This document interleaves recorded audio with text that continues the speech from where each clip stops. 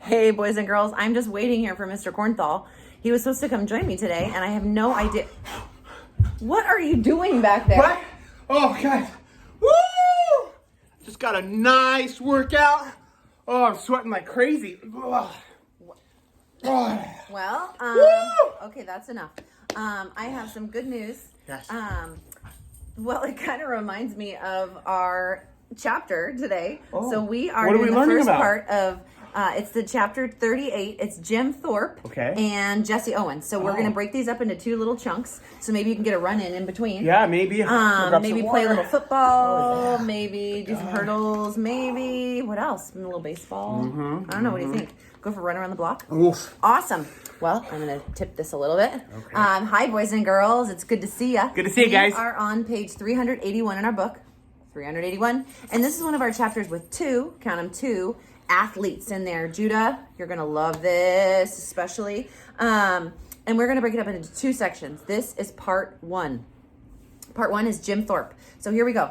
Mr. Cornthal, if you look here, Jim Thorpe was born when? He was born 1887. And died? 1953.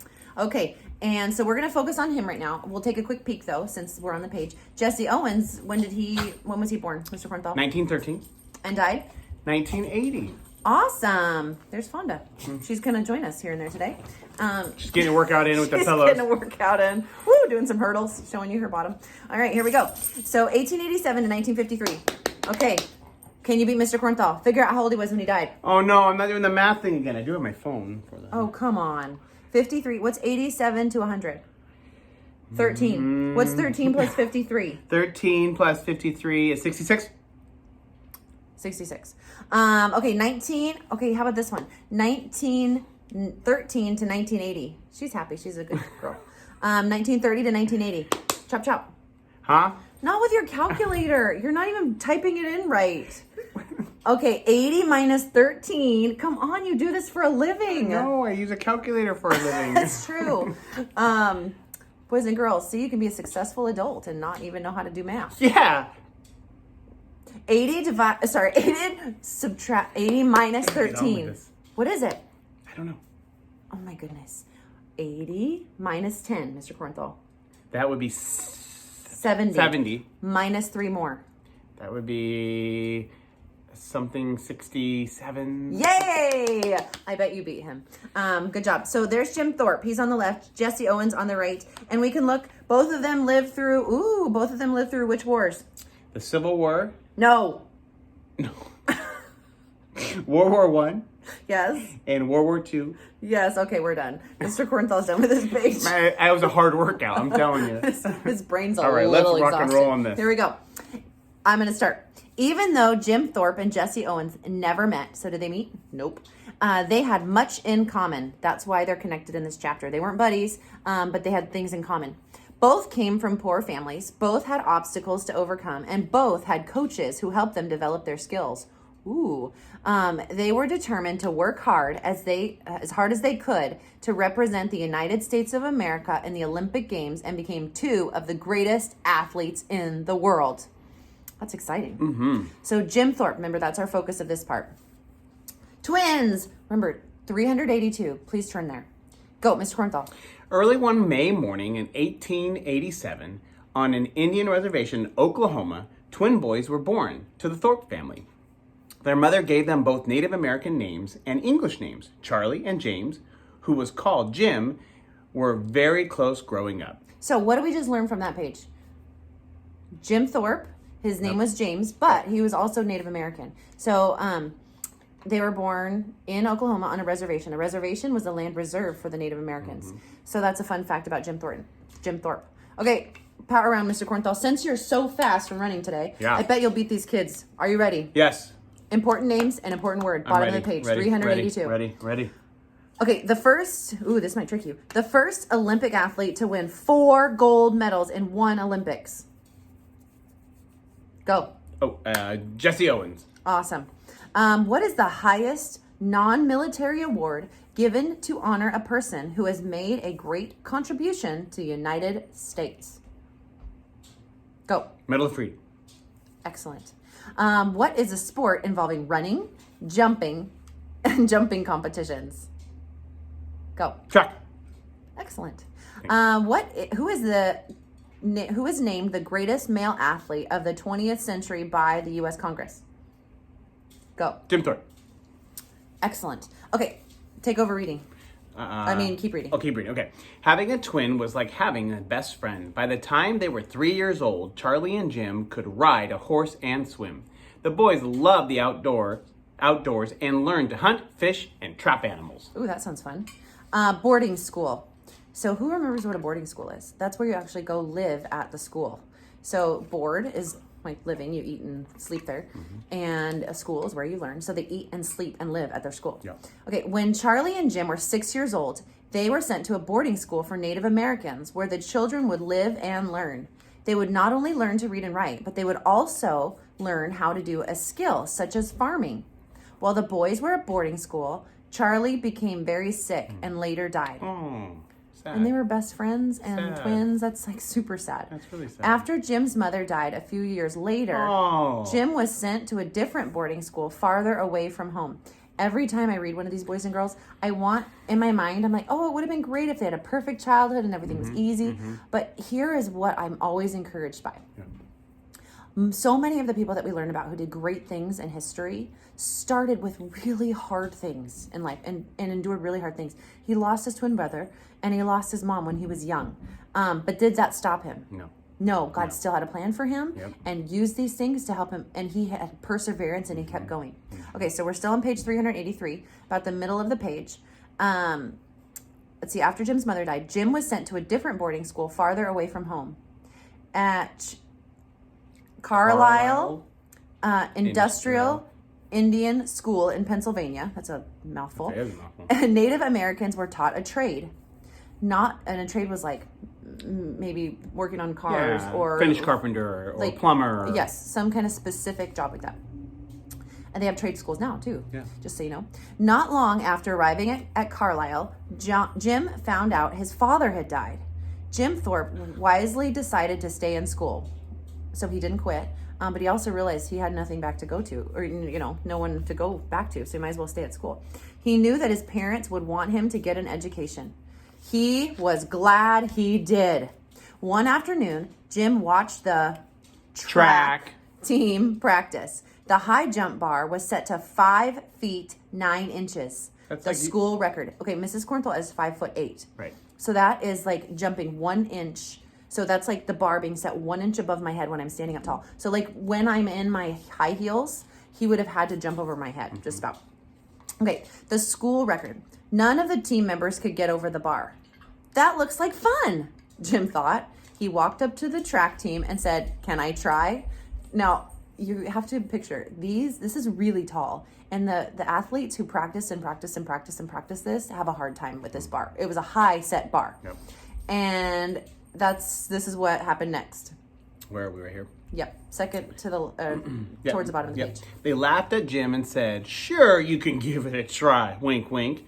They were sure that Jim would never be able to jump that high. Jim was not wearing a track uniform. He had on overalls and work shoes. Okay, now stop. I know Tegan has a pair of overalls, and we have some other friends in class who has overalls. Imagine trying to do a high jump in overalls. Yeah. And now these weren't even snug overalls. They're really big, bulky, heavy overalls. Yep. So no wonder they were laughing. Jim took a running start and cleared the bar on his first try. That means he didn't knock it. He didn't even hit it. Like, didn't make contact. He went, boom, seared right over it. Can I say that? Yes. What? The track members said in disbelief, "Coach, you are never going to believe this. Jim Thorpe just broke the school record in the high jump. It was amazing." Okay, show me your amazed face. Okay, go. Coach Warner called Jim to the office. "Trade in those overalls for a tracksuit, young man. You're going to be on my team." So God had obviously gifted Jim because he wasn't practicing.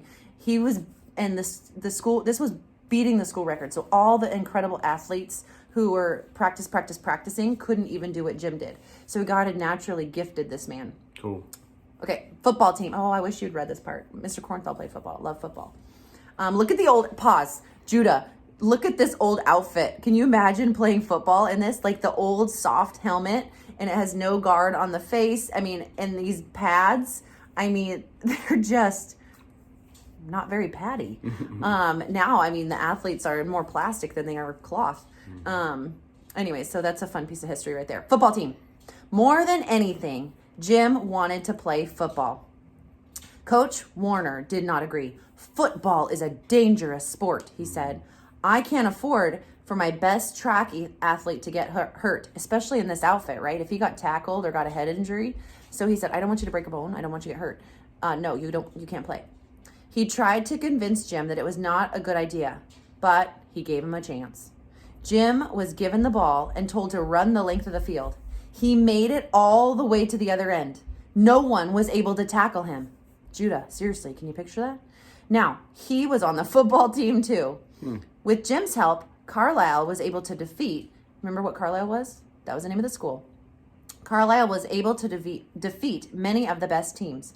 Once, this is in italics, Jim even played against Dwight D. Eisenhower, the future president of the United States, and Jim's team won. Now, fun fact, we're actually going to be learning about Dwight D. Eisenhower in one of the next chapters. Cool. He excelled in every sport he played. During the summers, Jim played minor league baseball.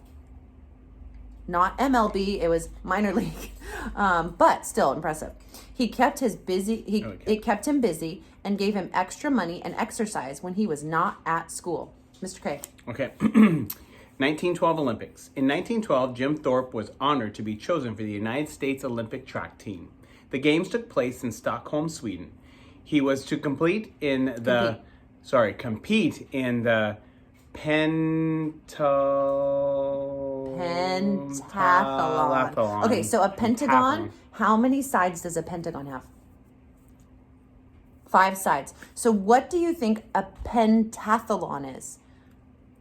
Decathlon, so that's a sporting event. What do you think the penta part means? There's 5 Yikes. things in the pentathlon. That's a lot. And then a decathlon. Is Deca 10? Mm-hmm. Is that Deca 10? I think so. Really? It'll tell us. Let's keep reading. The pentathlon consisted of 5 track and field events, and the decathlon consisted of 10 track and field events. During the first day of competition, the athletes had to compete through a terrible rainstorm. On the final day, Jim Thorpe's track shoes were stolen. Oh. He found 2 shoes which were not the same size, wore an extra sock to make the shoe fit better, and ran the race. Okay, so on one of your challenge things this week is to create your own Olympics. Now, if you go outside, it would be super fun if you put on one of your parents' shoes and tried to put extra socks, like stuff it in there, and see if your run time changed. So run in 2 regular shoes, then take one of your shoes off, put on one of your parents' shoes, and stuff it with as many socks as you need and tie it tight, and see how you run. But it will be ask your parents. hilarious. Yes, you have to ask. And if you have a video of it, please send it to me, because it will be my favorite thing of the week. But don't hurt yourself. Don't hurt yourself. Please. Especially you, Judah. Okay. Because you're going to try and beat your own time. It would be super awesome. Please send it to me. Okay, here we go. Maybe we should try it. I already got my workout in today. I'll wear your shoes. One of your shoes. Okay. Let me know if you would like to see Mrs. Corns. I'll do that. Okay, so here we go. The extra sock. We're at the top of page 385. Mr. Cornthal, you take over. That too. So he wore an extra sock. I don't think I finished that sentence. He did. He ran the race. His time was even faster than before. Crazy. Jim Thorpe would not let anything stand in his way. He won gold in both events. When King Gustav V, when King Gustav V, the V, it means 5. It's Roman numeral. Of Sweden gave Jim Thorpe his gold medal, he said, "Sir, you are the greatest athlete in the world." I'm sure he had a really cool accent. Yeah, Swedish. I don't know how to do it. Yeah. No. I don't know how to do that. Jim Thorpe was the first Native American to win a gold medal for his country, and he is the only man to ever win gold in both of these events. Okay, so what 2 events were we talking about? So I think it was the decathlon. Was that what it was? Decathlon and the... so really that's 15 events. Yeah, exactly. If you think about it. So first Native American, this is bold. This is italics.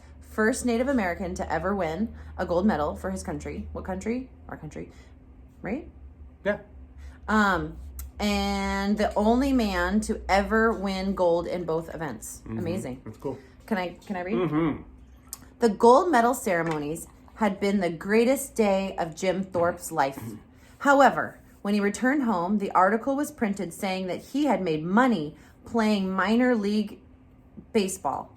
The Olympics were only for athletes who were not paid to play a sport. Now the rules have changed on that, right? Yeah. But at the time, if you were a paid professional athlete, so you know, like you're a professional basketball player, but you could not be in the Olympics. Now, you know, they're like, go ahead. But at the time, it would disqualify you from winning. So it says, we're still in the middle of the page, the Olympics were only for athletes who were not paid to play a sport. Even though he did not know about the rule, he had still broken it. Jim Thorpe had to give his gold medals back, and his name was taken out of the record books as if he had never competed. But good news. What does the next thing say? Not a quitter. Here we go. Jim Thorpe's disappointment did not stop him. First, he played minor league baseball for 6 years. He also played professional football and became the first president of the American Professional Football Association. That's Whoa. long too. Amazing. So think, Jim Thorpe, Olympian, Yes. Olympic gold medalist, Baseball player. Native American, Native American. football player, Football player. minor league Baseball player. Here we go. And track.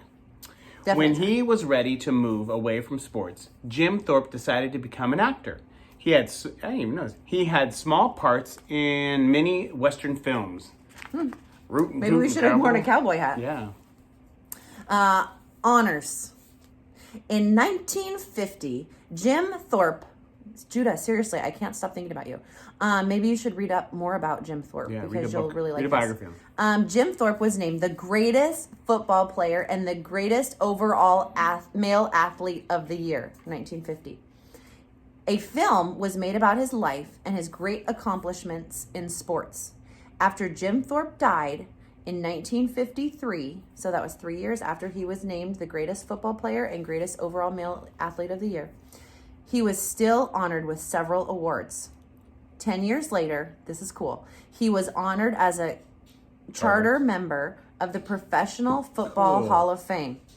This decision was this is my favorite part. The decision was finally made to restore his Olympic medals, which were given to his family. Cool. So even though he wasn't alive to get credit for his Olympic gold medals, he lived his whole life thinking that his Olympic victories meant nothing.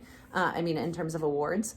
But his family was able to be honored. And they said, look, we've changed the rules now and he deserves this record, so we are giving back his gold medals and we're going to put it in the books that he won those. Cool. So each year the National Football League gives an award to the most valuable player, MVP. This award is called the Jim Thorpe Trophy. In 1999, the U.S. Congress passed a resolution naming Jim Thorpe as America's Athlete of the Century. Huge. So like century is how long? 100 years. Yes. So basically they said he over 100 years, he was the athlete of the century. That's amazing. Finish it up, Mr. Kornthal. Love to. Mr. Thorpe died before his medals were returned or many honors were given to him. What was it? Yeah, you're right. Okay. Many honors given to him. But he is remembered as a man who refused to give up. He refused to let hardship discourage him. Jim Thorpe worked hard and used his God-given talents to the best of his ability. Excellent. And before we do our questions, let's think. Stop. Okay. Think. Page 387, turn there. Let's think about this. Put on a thinking cap. There we go. God has given each of you a talent. Now, boys and girls, I am talking to you. When you find what your talent is, use it to the best of your ability. Now, I mentioned Judah a lot in this. You know what else you're good at, Judah? Art.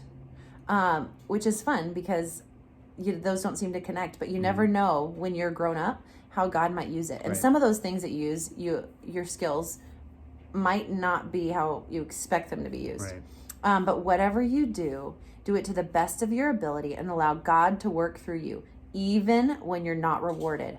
This is the trickiest part, boys and girls. Because right now, especially, there are people working really hard without any kind of monetary reward. Right. People are giving to others and sharing Right. and doing extra work because it sometimes requires more to work from home.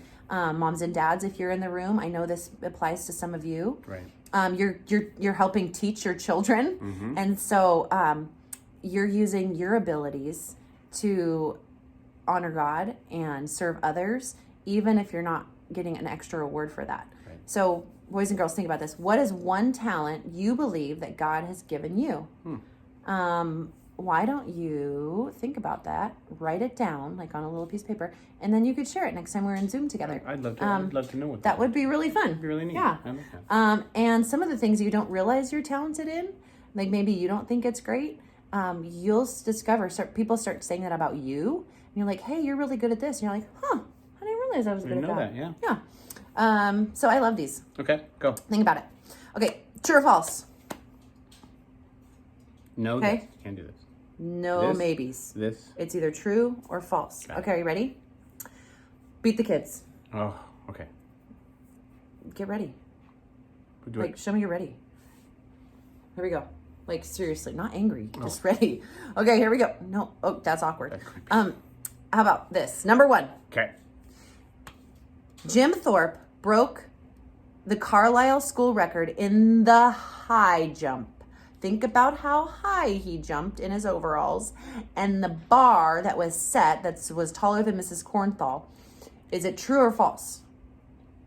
Jim Thorpe broke the Carlisle school record in the high jump. True or false? Go. True. You lost. Nick. You're supposed to do this or this. Oh. Disqualified. DQ. It was true, boys and girls. Mr. Cornthal didn't get it. Okay, number 2. Next time. Jim Thorpe once played football against Ronald Reagan, a future president of the United States. This one, it will trick some of you on the test because you're like, oh yeah, he played against a president. I don't remember his name, but I'm sure that's right. And it is go. False. For a bonus, tell me who the president was. Dwight D. Eisenhower. Yes, it's funny because he was a really small guy, comparatively. True or false? Number 3. In 1912, Jim Thorpe was chosen for the U.S. Olympic Games in Paris, France. Here's how I remember that this is not true. Is because we were trying to do a Swedish accent, and I don't know how to do a Swedish accent. And so I remember that it's Sweden. If it was France, I would have done like, oh, bonjour. No. They're going to the Olympics in France. But it's not France. It's Sweden. And I don't know how to do Sweden. It is false. It was not France. It was Sweden. Number 4. Mr. Thorpe became the first president of the American Professional Track Association. They're trying to trick you, boys and girls, because you're thinking he did track. But Judah, I bet you know this one. I'm It ready. is false. It was the it was the American Professional Football Association. Okay, true or false? Last one, number 5. In 1999, the U.S. Congress named Jim Thorpe America's Athlete of the Century. Remember, that was 100 years. True or false? Go. It is true. Athlete of the Century. Now, I know you did these really quick. Go over these a couple times in your head, boys and girls, because it will, if you learn it quick, sometimes it leaves just as fast as it came. So go over this. Read through these a couple times. 1 is true. 2, 3, 4 are false. 5 is true. Because these true, false are the ones that it will get you on your next test. All right, my friends, until we meet again. Bye.